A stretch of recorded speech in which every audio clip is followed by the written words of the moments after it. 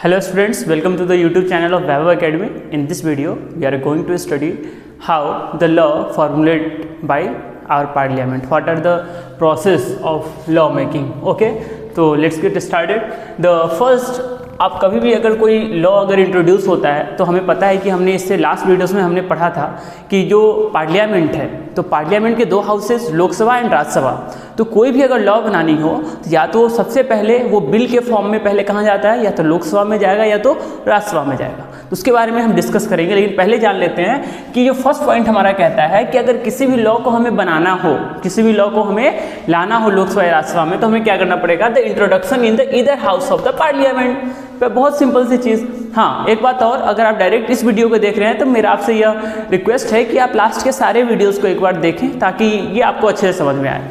तो जो सबसे पहला चीज़ कहा कि introduction in either house of the parliament. अब पार्लियामेंट का हमें पता है पार्लियामेंट के कितने हाउस है, दो हाउस, लोकसभा या राज्यसभा। तो या तो पहले लोकसभा में इंट्रोड्यूस होगा या तो पहले राज्यसभा में होगा। अच्छा, एक बात और यहाँ पे कि या अगर एक बार ध्यान रखिएगा कि लोकसभा क्या है, Lok Sabha is not a permanent house, हमें पता है। तो अगर उसमें कोई बिल इंट्रोड्यूस होता है और गवर्नमेंट बदल जाती है तो वो बिल वहीं पे क्या हो जाएगा, लैप्स हो जाएगा। लेकिन Rajya Sabha is a permanent house. अगर कोई भी बिल अगर राज्यसभा में पहले इंट्रोड्यूस होता है ना, राज्यसभा में इंट्रोड्यूस होता है तो वो हमेशा वो जो बिल है वो हमेशा रहेगा। कोई भी बिल अगर राज्यसभा में इंट्रोड्यूस होता है तो हमेशा वो राज्यसभा में रहेगा। अगर लोकसभा में होता है, अगर गवर्नमेंट लैप्स हो जाती है, वो डिसॉल्व हो जाता है, तो उसके साथ साथ बिल भी लैप्स हो जाती है। चलिए, तो हमें यह पता चला कि सबसे पहले पार्लियामेंट की या तो लोकसभा या तो राज्यसभा, इन दोनों हाउसेज में से किसी एक में वो बिल क्या होगा, इंट्रोड्यूस होगा। Then we go to the second step. What is saying? The second step is saying refer to the standing committee। अब ये स्टैंडिंग कमेटी क्या है? देखिए, कमेटी जनरली मोटा मोटा जानने के लिए आप समझिए कि दो तरह की कमेटियां होती है। ऐसे तो बहुत सारी कमेटियां बनाई जाती है पार्लियामेंट के लिए, लेकिन ऐसे दो कमेटियां होती है, एक होता है स्टैंडिंग कमेटी, एक होता है एडहॉक कमेटी। जो एडहॉक कमेटी है वो इसका काम है कि वो किसी पर्टिकुलर विशेष लॉ के लिए बनाया जाने वाला कमेटी है। कमेटी का बेसिकली काम क्या होता है कि अगर कोई बिल इंट्रोड्यूस हुआ तो अगर जो पार्लियामेंट में कोई भी अगर बिल बनेगा तो जाहिर सी बात है, मैंने प्रीवियस लेक्चर्स में ही बताया है कि parliament is a highest law making authority in India, है ना।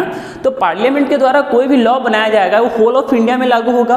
तो क्या किसी बिल को बिना पढ़े हुए, बिना अच्छे से उसको समझे हुए हम इसको लागू तो नहीं कर सकते हैं ना, खास करके इंडिया जैसी कंट्री में जहाँ पे डिफरेंट टाइप्स के कल्चर्स हैं। अब जगह जगह पे भाषाएं बदल जाती हैं, जगह जगह पे हमारी जो रिलीजन है, हमारा सब कुछ बदल जाता है। हम बहुत, India is a very diverse country. तो इस कंट्री के लिए भी तो क्या हम किसी बिल को ऐसे ही पास होने देंगे? नहीं ना। तो पार्लियामेंट के पास भी अपनी एक कमिटीज़ है और उस कमिटीज़ के जो मेंबर होते हैं वो लोकसभा के ही, मतलब कोई मेंबर्स होते हैं, एमपी ही होते हैं, ठीक है। अब ये जो स्टैंडिंग कमेटी होता है, एक एडहॉक कमेटी होता है। स्टैंडिंग कमेटी तो जितने भी बिल्स हैं वो सबको देखता है, उसको पढ़ता है अच्छे से, है ना।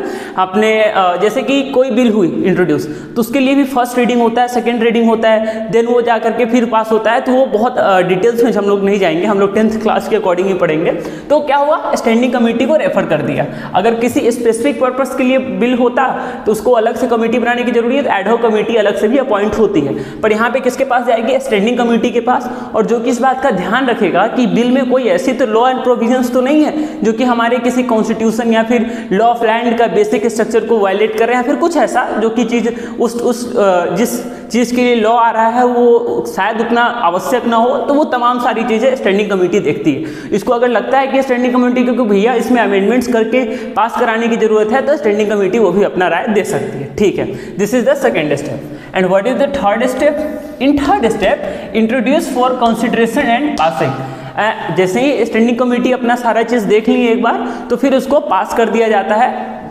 फाइनली पास नहीं किया जाता है, आगे के प्रोसीजर के लिए पास कर दिया जाता है। फिर ये क्या होता है, उसके बाद clause by clause discussion on the amendments voted. देखिए क्या होता है कि जैसे एक बार स्टैंडिंग कमेटी ने पास कर दिया, उसके बाद क्या होता है कि स्टैंडिंग कमेटी के थ्रू गुजरा एक बार, तो फिर जितने भी क्लॉजेस हैं उस रूल्स में, जैसे कि अब सीएई था, एनआरसी ही था, या फिर हम बात करेंगे कोई नए नए रूल्स ही हैं, एनजेएसी ही रहा होगा, या फिर कोई भी रूल्स रहा होगा, तो उसको हम क्लॉज बाय क्लॉज देखते हैं कि इस रूल्स में क्या कोई ऐसा तो चीज़ नहीं है जो कि सही नहीं है, हमारे इंडिया के लिए सही नहीं है, उस पर्टिकुलर रूल्स लॉ के लिए, है ना।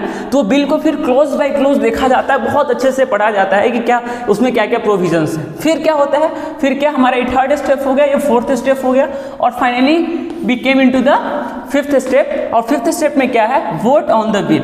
अब उसके बाद अब देखिए, अब जैसे कि हमने बताया कि जो कोई भी बिल होता है वो जनरली 2-3 टाइप से पास होता है। एक 2 टाइप से, एक होता है ऑर्डिनरी और एक होता है हमारा ऑर्डिनरी बिल, एक होता है मनी बिल, एक होता है फाइनेंशियल बिल।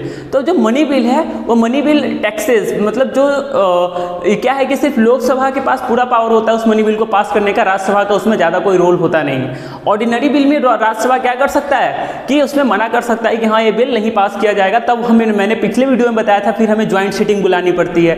किसके द्वारा बुलाया जाता है, प्रेसिडेंट के द्वारा। और ज्वाइंट सीटिंग का प्रिसाइडिंग ऑफिसर कौन होता है, कॉमेंट में बताइएगा, मैंने बताया वीडियो में। चलिए अब देखिए कि वोट ऑन द बिल, अब उस बिल पे क्या होता है, वोट किए जाते हैं। चलिए अब अगर मान के चलिए कोई अगर 2 तरह से बिल पास होता है, एक तो वोट हमें चाहिए होता है, एक हमारा होता है सिंपल मेजोरिटी, और एक होता है हमारा क्या, 2/3।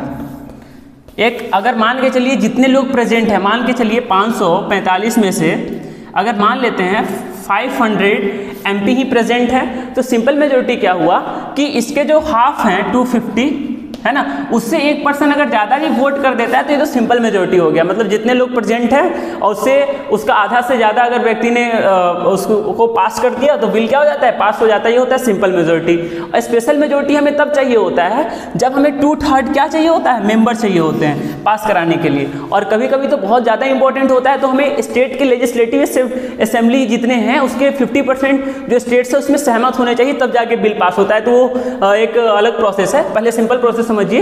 अब क्या हुआ, हमने देखा सबसे पहले लोकसभा राज्यसभा में इंट्रोड्यूस हुआ, देन वो स्टैंडिंग कमेटी के पास गया, फिर वो कहाँ गया, फिर कॉन्सिडरेशन के लिए गया, है ना। फिर आता है हमारा क्लॉज बाय क्लॉज डिस्कशन हुआ हमारे पार्लियामेंट में। अब फिर आता है उस पर वोट किया जाता है ना। अब जो हमारा 6th स्टेप है वो कहता है clause by clause vote and find vote in the other house. अब जैसे कि क्लॉज बाय क्लॉज, अब ऐसा तो नहीं है राज्यसभा में जाएगा, लोकसभा में जाएगा, लोकसभा में इंट्रोड्यूस हुआ है देन वो राज्यसभा में जाएगा, राज्यसभा में इंट्रोड्यूस हुआ है देन वो लोकसभा में भी जाएगा, है ना। तो फिर वही चीज हुई, फिर वहां पे भी वोटिंग हुआ। फिर आता है प्रेसिडेंट असेंट। अब एक बार लोकसभा राज्यसभा में अच्छे से डिस्कस कर लिया गया सारी चीजों को कि हाँ भैया रूल पास हो जाना चाहिए, जो बिल पास हो जाना चाहिए। तो अब क्या है कि प्रेसिडेंट का जो एसेंट है बहुत जरूरी है ना। Then president signs on the bill and जैसे ही वो प्रेसिडेंट का एसेंट लग गया, वो क्या बन जाता है हमारा, वो बिल है वो एक्ट बन जाता है, रूल बन जाता है, लॉ बन जाता है। ठीक है, समझ में आया इतना। This is the procedure of law making.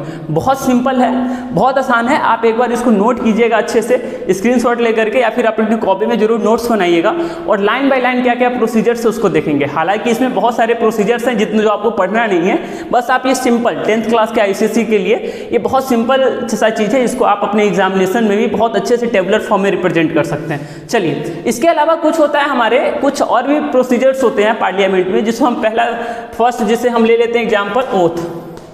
अब ये ओथ क्या होता है, तो ओथ सिंपल सी चीज़ है। अगर कोई जैसे MP हैं, वो पहली बार अगर जैसे ही हमारा सेशन स्टार्ट होता है तो सारे MP शपथ लेते हैं, है ना। तो उससे हम ओथ, या तो MP ले, या तो प्रेसिडेंट ले हमारे, या फिर हमारे प्रधानमंत्री जी ले, है ना। ये सारी चीज़ें क्या है, ओथ है। जब वो शपथ लेते हैं, आपने सुना होगा न्यूज़ चैनल में भी बहुत लोगों ने देखा होगा कि मैं आयुष कुमार, मेरा नाम आयुष कुमार, तो मैं अपना ही लूँगा, मैं आयुष कुमार ईश्वर की शपथ लेता हूँ। या फिर आप किसी भी जिसमें आपका बिलीफ है उनका मतलब शपथ लेकर के मैं अपने कॉन्स्टिट्यूशन जो है हमारा जो संविधान है उसको मतलब उसको बचाए रखूंगा और उसके अंतर्गत काम करूंगा, है ना। तो बेसिकली ये होता है ओथ में, है ना, जिसमें हम अपने संविधान को सुप्रीम मान के सारी चीज़ों को देखते हैं। चलिए, फिर हमारा आता है कोरम। क्या आता है हमारा, कोरम। अब ये कोरम क्या होता है, कोरम देखिए कि अगर हमारा जैसे कि लोकसभा है, तो लोकसभा में क्या होता है कि कोरम 1/10, जितने मान के चलिए कि मिनिमम हमें पार्लियामेंट के कितने मेंबर चाहिए कोई भी मीटिंग को करने के लिए, तो टोटल नंबर ऑफ मेंबर मान लेते हैं कितना है हमारा, अभी 550 है।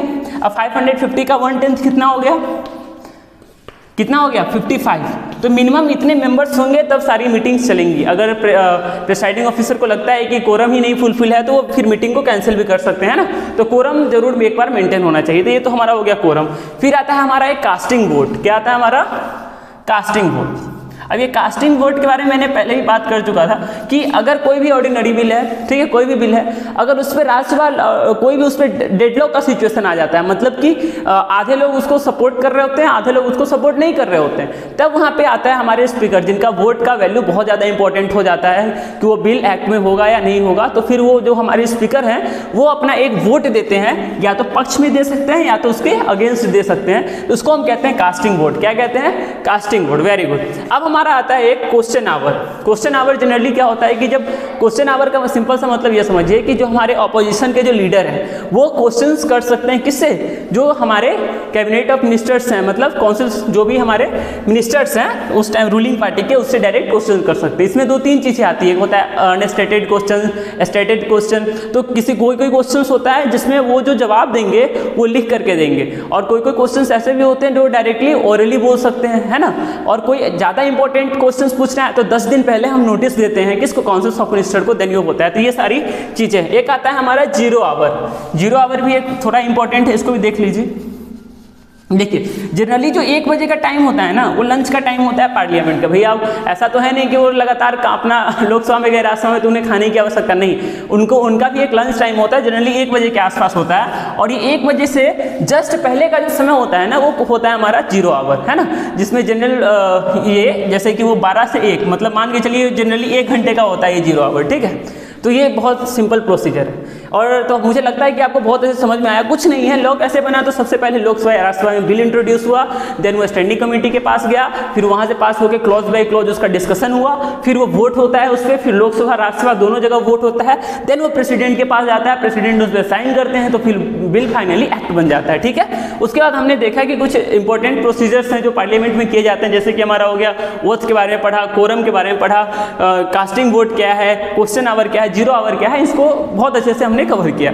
अब जो हमारा एक टॉपिक बच रहा है वो बच रहा है कि पार्लियामेंट्री प्रोसीजर, मतलब पार्लियामेंट के फंक्शंस क्या क्या है। तो लेजिस्लेटिव फंक्शन है, एग्जीक्यूटिव फंक्शंस है ना, ये सब सारी चीज़ें हम लोग पढ़ेंगे। तो मुझे लगता है कि अच्छे से क्लियर हो गया होगा आपको। चलिए नेक्स्ट वीडियो में हम लोग वो अपना लेक्चर खत्म करेंगे। चलिए, थैंक यू।